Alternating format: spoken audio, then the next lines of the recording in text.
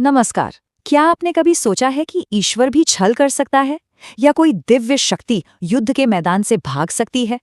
ये सवाल सुनने में ही कितने अजीब लगते हैं, है ना? पर ये सवाल हिंदू दर्शन के एक बहुत ही गहरे और दिलचस्प पहलू से जुड़े हैं।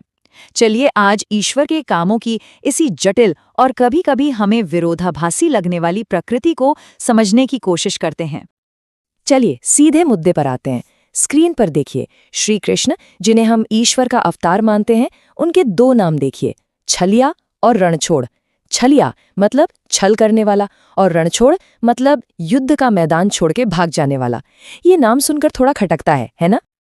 और बस यहीं से एक बहुत बड़ा सवाल खड़ा हो जाता है। हम किसी दिव्य शक्ति के ऐसे कामों को कैसे समझें जो हमारे बनाए हुए सही गलत के पैमानों पर शायद खरे ना उतरते हों? ये वाकई एक फिलोसॉफिकल पहेली है। तो इस पहेली का जवाब कैसे मिलेगा? इसके लिए ना हमें एक बिल्कुल अलग नजरिए की जरूरत है, और वो नजरिया हमें मिलता है हिंदू दर्शन के एक बहुत ही खास शब्द से, लीला, यानी ईश्वर का दिव्य खेल। ये मिसाल कितनी खूबसूरत है, जरा सोचिए।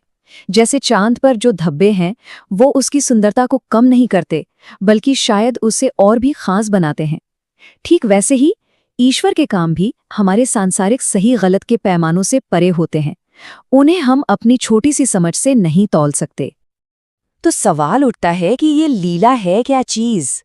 देखिए, लीला एक संस्कृत शब्द है जिसका मतलब है दिव्य खेल।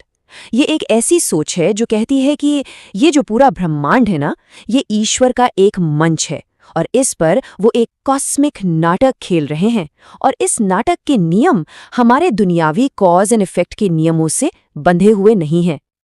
अच्छा, अब कहानी यहाँ और भी दिलचस्प हो जाती है।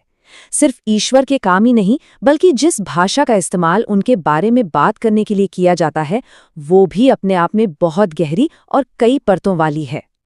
एक छोटा सा उदाहरण लेते हैं। संस्कृत का एक शब्द है चलती। अब जरा इसकी मतलब देखिए। धोखा देना, सजना संवरना, बेचैन कर देना, चले जाना और हिलना। मतलब एक ही शब्द और इतने सारे मतलब जो एक दूसरे से एकदम अलग है।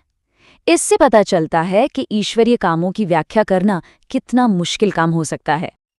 तो देखिए, अगर भगवान के कामों को आंकना इतना पेचीदा है, तो फिर हम इंसानों के पाप की अवधारणा को कैसे देखें? चलिए अब इस चर्चा को डिवाइन से हटाकर जरा मानवीय धरातल पर लाते हैं और इसे समझने की कोशिश करते हैं। पाप क्या है? इस सवाल का जवाब देने के लिए हम एक 4 हिस्सों वाले फ्रेमवर्क का इस्तेमाल करेंगे। इससे पाप की पूरी अवधारणा को गहराई से समझने में मदद मिलेगी। इस विश्लेषण के हिसाब से किसी भी पाप के ना 4 पहलू होते हैं, 4 डायमेंशंस। चलिए एक एक करके इनको देखते हैं। सबसे पहला और सबसे सीधा वो है खुद कोई पाप करना। ये वो काम है जिसे कोई इंसान सीधे सीधे करता है।